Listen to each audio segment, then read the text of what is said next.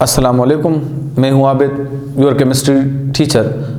My dear students, last lecture में हमने पढ़ा था प्रोटीन के बारे में, तो उसी टॉपिक को आगे लेके जाते हैं। उसमें हमने पढ़ा था प्रोटीन के इंट्रोडक्शन और प्रोटीन के फंक्शंस, उनकी प्रॉपर्टीज़ के लिहाज से हमने बात की थी, यूजेस के लिहाज से हमने बात की थी।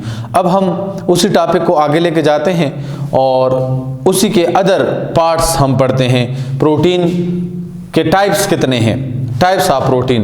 तो आज का जो हमारा लेक्चर है वो है लेक्चर नंबर 11। इसका पार्ट ए चैप्टर है 21 बायोकेमिस्ट्री, और बायोकेमिस्ट्री चैप्टर से हम टॉपिक पढ़ने जा रहे हैं प्रोटीन, उसका अदर पोर्शन जिसका नाम है types of protein. Dear students, protein वैसे तो आपको पता है कि protein is one of the essential component of food of organisms, either they are plant और एनिमल्स।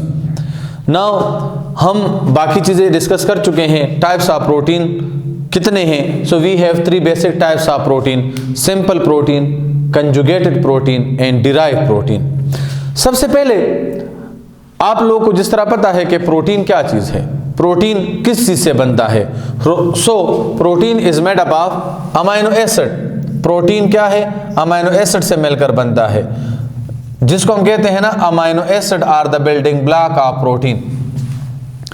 अमाइनो एसिड कितने हैं? इसके बेसिक टाइप 20 टाइप्स हैं। इसके अलावा और भी टाइप्स हैं, लेकिन यही 20 टाइप ऑफ अमाइनो एसिड अगर यूटिलाइज हो जाएं तो ये लाखों की तादाद में प्रोटीन्स बना सकते हैं। डिफरेंट तरह के प्रोटीन्स ये बना सकते हैं। उसमें जो कांस्टेंट चीज़ें हैं तो वो ये दो हैं,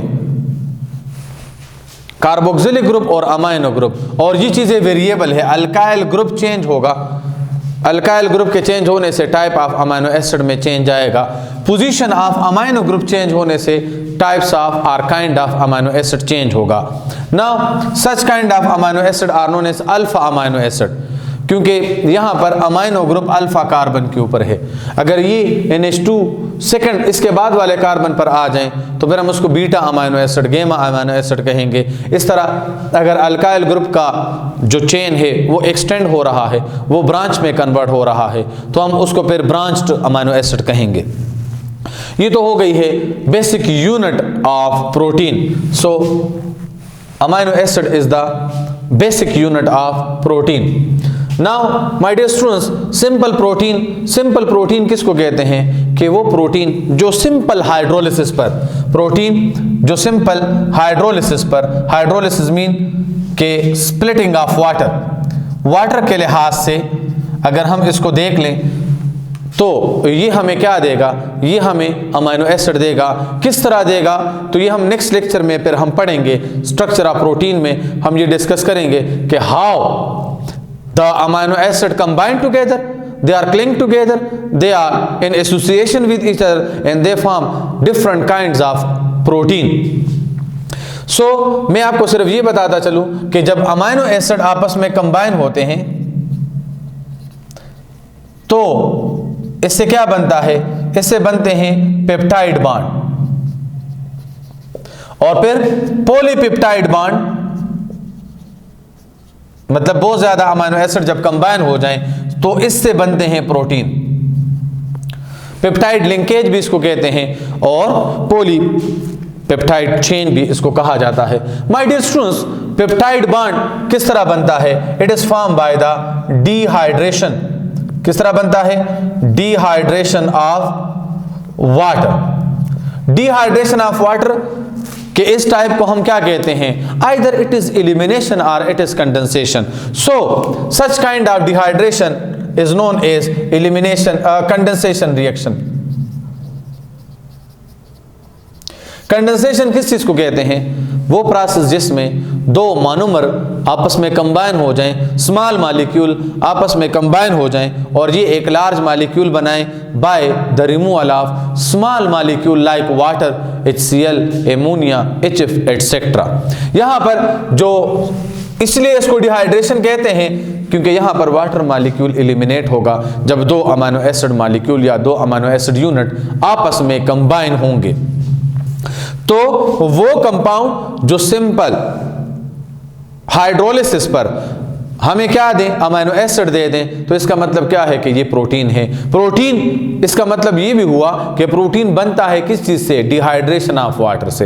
हाइड्रेशन ऑफ वाटर हो जाए, हाइड्रेशन फिनोमेना हो जाए, तो उससे अमीनो एसिड बनेगा। डिहाइड्रेशन से पेप्टाइड बॉन्ड के लिहाज से फिर हमें क्या मिलेगा, हमें एक लार्जर चेन मिलेगा, और उस लिंकेज को हम कहते हैं पॉलीपेप्टाइड लिंकेज, और उस कंपोनेंट को कहते हैं प्रोटीन। इसका मतलब क्या हुआ, protein is the polymer of amino acid. Amino acid is the monomer of protein. Monomer of protein combined together by the process of condensation, by the process of dehydration, by the elimination of water molecule, and they give a larger organic compound or heavy organic compound, and that is known as protein. इसका मतलब क्या हुआ, protein is a complex organic compound which yield amino acid on simple hydrolysis. ना बेटा, ये तो हो गया प्रोटीन का इंट्रोडक्शन। अब इसके टाइप्स कितने हैं, simple, albumin, globulin, legumin, collagen etcetera. ये लीवर में सिंथेसाइज होता है और वाटर सोलबल है।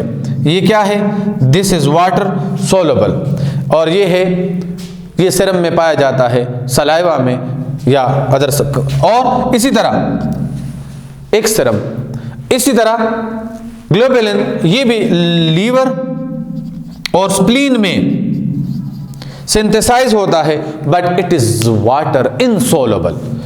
ये याद रखना है कि ये क्या है, H2O इनसोलबल सब्सटेंस है। हाँ, अब ये किस चीज में सोलबल है, it is soluble in salt water या salt solution, Salian solution. Salt में इसमें ये क्या है, ये सोलबल है, लेकिन प्योर वाटर में ये इनसोलबल है। लिगुमिन एंड कोलाजन, ये भी सिंपल प्रोटीन है, और ये एनिमल के कनेक्टिव टिश्यूज में पाए जाते हैं। किस टिश्यूज में, कनेक्टिव टिश्यूज में, और ये 25 to 30% कनेक्टिव टिश्यूज बनाते हैं, ये वाले टिश्यूज बनाते हैं, जिस तरह मसल्स टिश्यू एटसेट्रा। इसी तरह इसके बाद है another type of protein, that is known as conjugated protein. वो प्रोटीन यहां मैंने लिखा हुआ है कि वो जो प्रोटीन और नॉन प्रोटीन के कॉम्बिनेशन से बन जाए। ये सिर्फ अमीनो एसिड के कॉम्बिनेशन से बनेगा, लेकिन ये प्रोटीन मतलब अमीनो एसिड वाला पार्ट और नॉन प्रोटीनिशियस पार्ट उसके कॉम्बिनेशन से बन जाए। So the kind of protein is known as conjugated और कॉम्प्लेक्स प्रोटीन। इनमें एक तो प्रोटीन पार्ट वो क्या कहलाएगा, वो अमीनो एसिड वाला पार्ट होगा। ये किस चीज से बना होगा, अमीनो एसिड। और जो नॉन प्रोटीन पार्ट है उसको कहा जाता है क्या, प्रोस्थेटिक ग्रुप।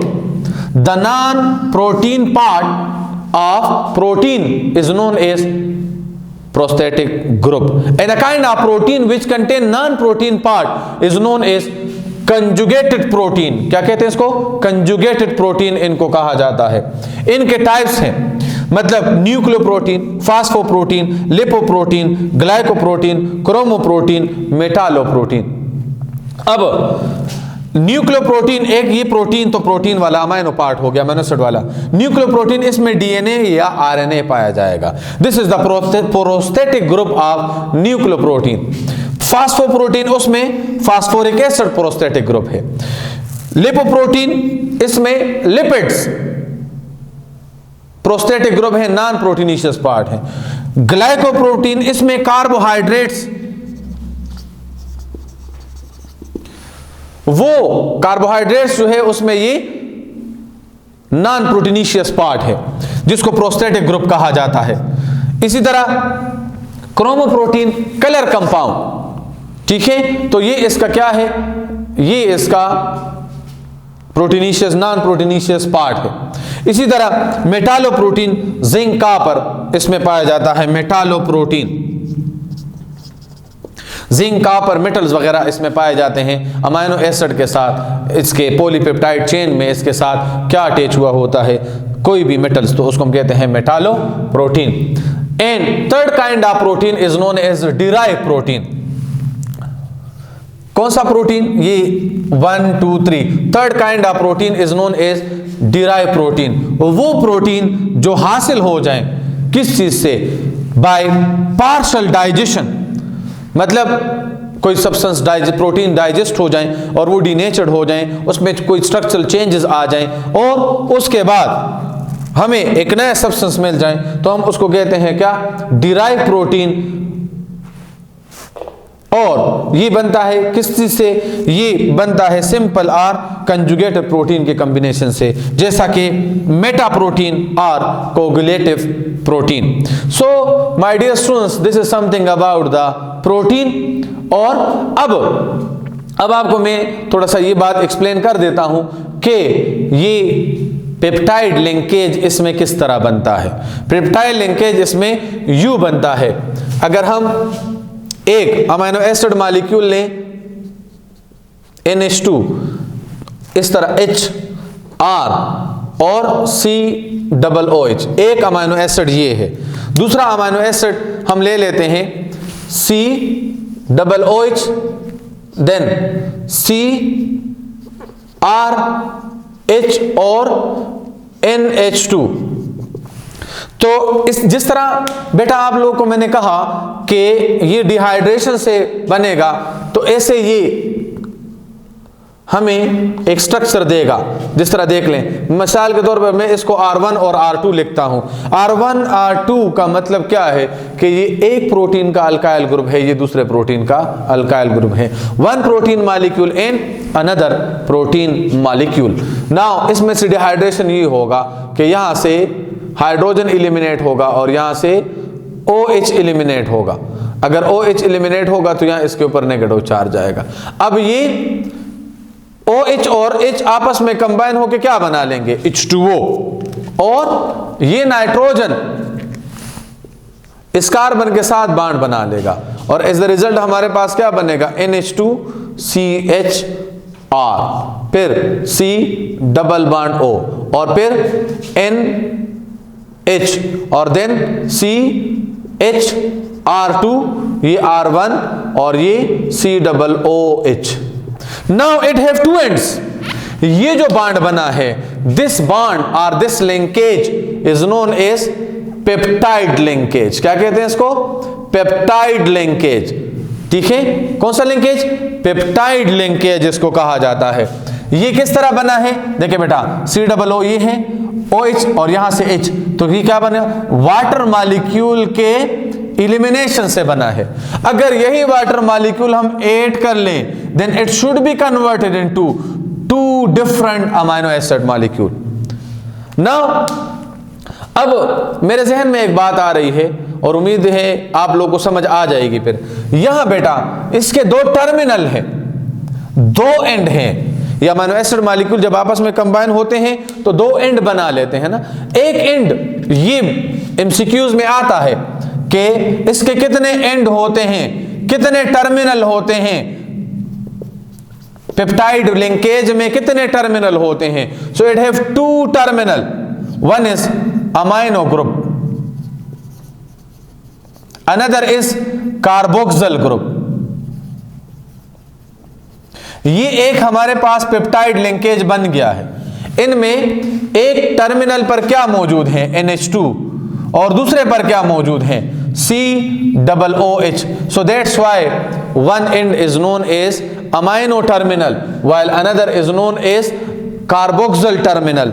या अमाइनो ग्रुप जहां मौजूद हो इसको N टर्मिनल भी कहा जाता है। N टर्मिनल या amino terminal, amino group terminal, और इसको C टर्मिनल या carboxyl group terminal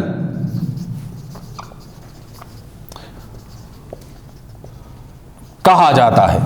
C terminal या कार्बोक्सिल ग्रुप टर्मिनल। इसी तरह तीसरा अमीनो एसिड यहां कंबाइन होगा, यहां से डिहाइड्रेशन होगा। चौथा amino acid amino acid molecule आपस में कंबाइन होते जाएंगे और एक लार्ज चेन बन जाएगा। जिसको फिर हम क्या कहेंगे, प्रोटीन, जिसके फिर डिफरेंट नाम है, एल्बुमिन, ग्लोबुलिन, इस तरह मायोग्लोबिन, हेमोग्लोबिन, फेरेटिन, लाइसिन, इसी तरह हिस्टोन, ठीक है, Meta protein, coagulative protein, different, it depend upon the composition of protein.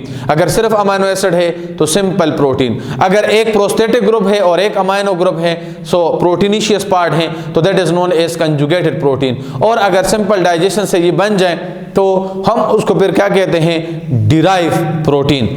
लेकिन उसमें क्या होगा, ये पेप्टाइड लिंकेज जरूर होगा।